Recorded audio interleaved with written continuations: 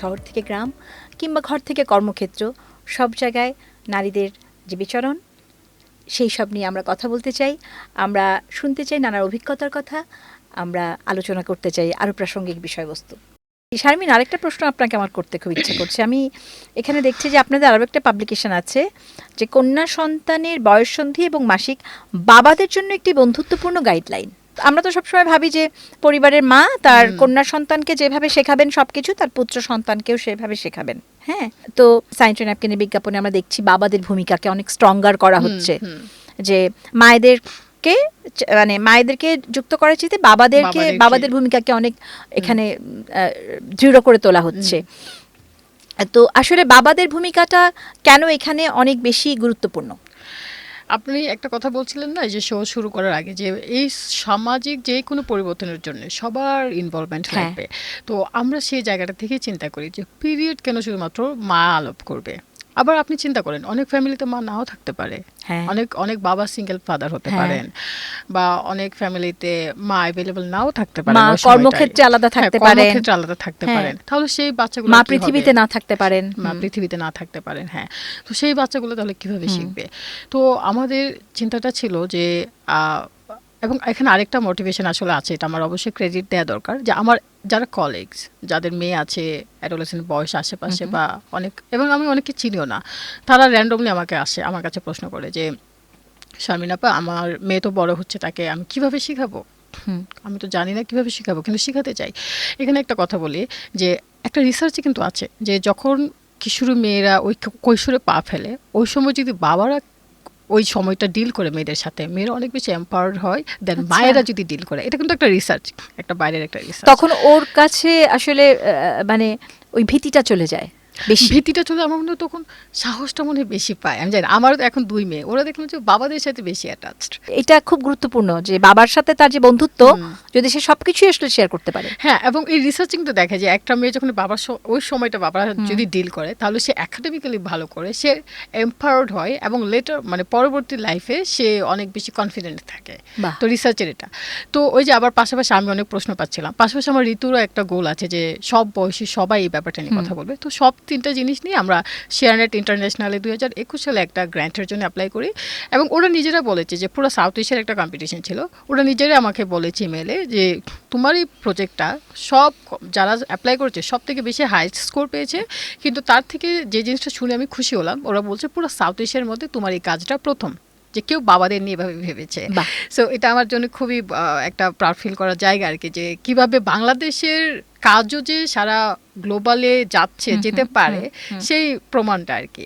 তো যাই হোক, এই বইটা তৈরি করার পেছনে এখন এই বই তো অনেকগুলো বাবা এবং মেয়ের সরাসরি মানে আমরা ছবি ব্যবহার করেছি, এবং তারা রিয়েল বাবা মেয়ে, এবং এখানে তাদের অনেকগুলো কোডগুলো আসছে, এবং বাবারা মেয়েদেরকে নিয়ে কিভাবে ভাবছে এই রিয়েল কোডগুলা। সো এই জার্নিটা আসলে অনেক সুন্দর ছিল আমার জন্য, বিশেষ করে কারণ যখন একজন বাবা এসে বলছে যে হ্যাঁ আমি আমার মেয়েকে এভাবে তৈরি করতে চাই, কথা বলতে চাই, তাহলে এটা কিন্তু অনেক বেশি ইন্সপায়ারিং। এবং আমি যেটা বলছিলাম যে আমাদের সমাজে একটা ছেলে আসলে কোত্থেকে শিখবে বেশি, সে যদি দেখে ঘরের মধ্যে তার বাবা তার বোনকে পিরিয়ড নিয়ে কথা বলছে, সে কিন্তু কখনোই তার ক্লাসমেটের ব্লাড স্টেইন দেখে আর টিজ করবে না, সে কিন্তু অনেক এমপ্যাথি হবে।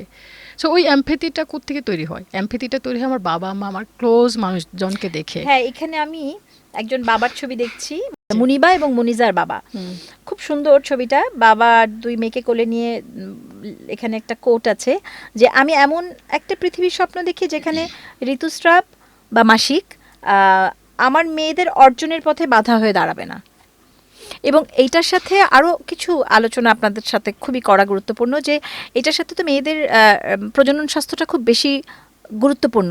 কাজে মাসিকের সময় বা ঋতুস্রাবের সময় যদি আসলে একটা মেয়ে তার প্রপার হেলথ কেয়ারটা না পায়, সেই ক্ষেত্রে তো সেইটার একটা নেগেটিভ ইম্প্যাক্টও তার প্রজনন স্বাস্থ্যের উপরে পড়ে, এবং সেখান থেকে তার নানা রকম স্বাস্থ্যহানি ঘটতে পারে, এবং যেটা ভবিষ্যতে গিয়ে তার মা হওয়ার ক্ষেত্রেও বাধা তৈরি করতে পারে। এটা আপা একদমই, আপনি যেটা 3টা ব্যাপারে বলেছেন আমি এটা রিপিট করছি না, কিন্তু আরও কিছু আমি যোগ করে দিচ্ছি। সেটা হচ্ছে শুধু একজন নারীর শরীর থেকেও পিরিয়ড ব্যাপারটা কিন্তু আরও অনেক বড়। ধরেন আমরা বললাম হ্যাঁ একটা ফিজিক্যাল হেলথ তো আমার আছে, একটা মেন্টাল হেলথ আছে, পরবর্তীতে আমার প্রজনন স্বাস্থ্যে অনেক কমপ্লিকেশনস তৈরি হতে পারে। এছাড়াও ধরেন একজন মেয়ে যদি তার পিরিয়ডটাকে ঠিকভাবে ম্যানেজ করতে না পারে, তখন তার ভিতরে যে সাইকোলজিক্যাল যে মানে স্বাস্থ্যকরভাবে ম্যানেজ না করতে পারে, স্বাস্থ্যকরভাবে স্বাস্থ্যকরভাবে যদি ম্যানেজ করতে না পারে, তার ভেতরে যে একটা ডিলেমা তৈরি হয়, অফিসে এসে সে অফিসে ঠিকভাবে টয়লেট পাচ্ছে না, বা স্কুলে একটা মেয়ে যাচ্ছে, স্কুলে আমাদের তো রিসার্চেই আসছে যে স্কুলে মেয়েরা 3 থেকে 4 দিন স্কুলে যায় না গড়ে মাসে, কারণ তার স্কুলের পরিবেশটা নাই। এটা আমাদের ন্যাশনাল রিসার্চেই আসছে। তো ওই জায়গাটা থেকে দেখেন যে মেয়েটা এডুকেশনে পিছিয়ে যাচ্ছে, এবং গ্রামে কি হয়, গ্রামে যে মেয়েটা হচ্ছে পড়াশোনা করছে না তাকে কিন্তু তাড়াতাড়ি বিয়ে দিয়ে দিচ্ছে। তো ধরেন আমি গ্রামের একটা লাইনে চিন্তা করে বলি যে একটা মেয়ে তার হচ্ছে স্যানিটারি ন্যাপকিনস নাই, বা স্কুলে যে গিয়ে চেঞ্জ করবে সেই পরিবেশটা নাই, সে মাসে 3 দিন করে স্কুলে যাচ্ছে না, স্কুলের পড়াশোনাটা পাচ্ছে না, সে গরিব ঘরের ফ্যামিলি, মানে আর্থিকভাবে সে অসচ্ছল, ওইরকম একটা পরিবারের সন্তান, তো সে টিচারিকে পড়তে পারছে না। ওইখান থেকে যদি পরীক্ষার প্রশ্ন আসে সে উত্তর দিতে পারছে না, পরীক্ষায় ফেল করছে, সে ঘরে থাকছে, বাবা মা কি চিন্তা করছে, তাকে আমি আর কি করব, বিয়ে দিয়ে দিই। এই যে বাল্যবিবাহ শুরু হচ্ছে, তারপরে সে নিজেও অল্প বয়সে মা হয়ে যাচ্ছে। এই যে জীবনের পরিণতিটা, এটাকে কিন্তু পিরিয়ডটাকে কিন্তু অনেক শুধু 7 days ব্লিডিং বা 3 days ব্লিডিং হিসেবে চিন্তা করার কোনো সুযোগ নাই আমাদের। দেখেন একটা মেয়ের পড়াশোনা থেকে শুরু করে তার পুরো লাইফটাই কিন্তু চেঞ্জ হতে পারে যদি আমরা ওই সময়টা তার জন্য একটা পরিবেশ তৈরি করে দিতে পারি। এটা আসলে শুধুমাত্র একটি মানে মাসিক চক্র না, এটা আসলে ভীষণ একটি গুরুত্বপূর্ণ বিষয়, এবং তার লাইফে মানে সারা লাইফেই কিন্তু এটা ইম্প্যাক্ট আছে। তো আমরা পিরিয়ডকে শুধু স্বাস্থ্যগত দিক থেকে চিন্তা করি না, আমরা চিন্তা করি এটা একটা আর্থিক দিকটা চিন্তা করি, আমরা তার একটা এডুকেশন সাইডটা চিন্তা করি, এবং সার্বিকভাবে একজন নারী আসলে কতটুকু সুস্থভাবে সে চিন্তা করতে পারবে নিজের জীবন, নিজের প্রতিদিন দৈনিকটা। এবং আমার কেন এডুকেশন আর আর্থিকভাবে চিন্তা করবো, আপনি চিন্তা করুন যে মানুষটা বাসায়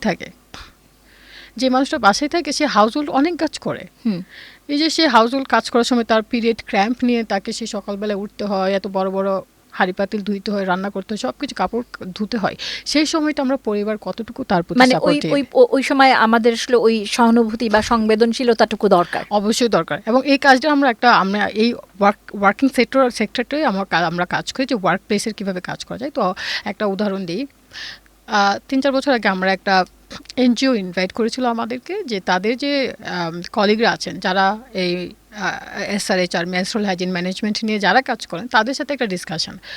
তো আমার যেহেতু অনেকদিন যাবত এটা কাজ করি, সো আমি গেলাম, তাদের সাথে আলোচনা করলাম, এবং তাদেরকে আমি দেখানোর চেষ্টা করলাম যে পিরিয়ডের যে 7 days বা যে ব্লিডিংয়ের যে প্রসেস, যে সময়টা, ওই সময়টা আমাদের শরীর মন কত কিছুর মধ্যে দিয়ে যায়, এটা কি আসলে আমরা জানি?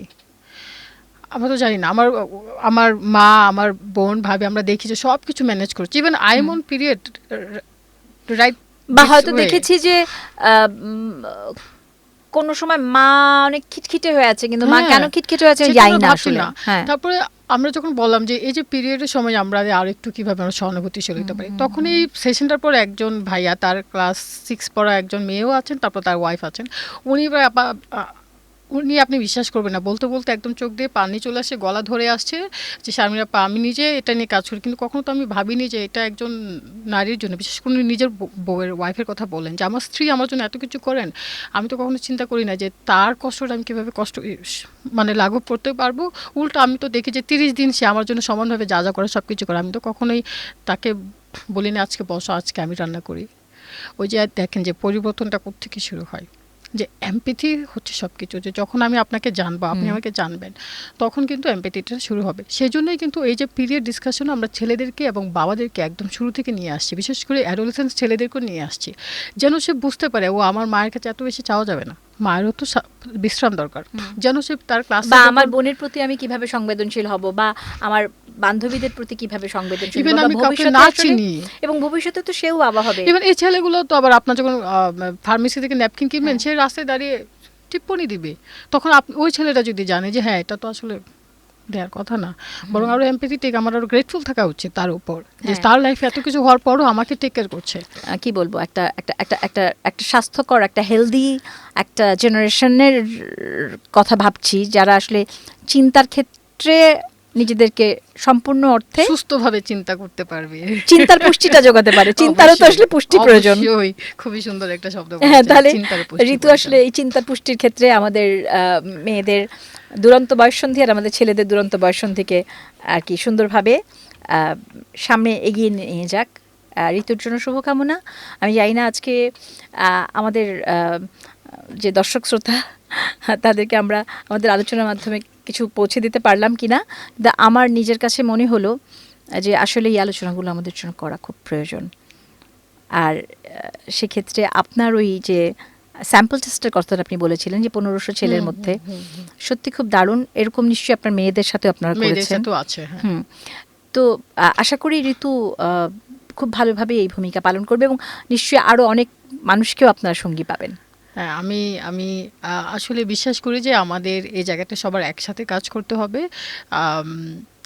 ইভেন আমি একজন ইন্ডিভিজুয়াল হই, আমি একজন সমাজ থেকে ডিটাচড হই, তারপর আমার চিন্তাটা যেন সুস্থভাবে থাকে, সেজন্য আমাদের এই ব্যাপারগুলো জানতে হবে। তো থ্যাংক ইউ এই প্রোগ্রামে আমাকে আমন্ত্রণ জানানোর জন্য। খুবই ভালো লাগলো, অনেক কথা বললাম। ধন্যবাদ শারমিন কবির। আপনারা শুনছেন খাতুন এবং আমরা শেষ করছি আজকের অনুষ্ঠান। আপনাদের সবাইকে শুভেচ্ছা জানিয়ে আমি আফসানা মিমি বিদায় নিচ্ছি।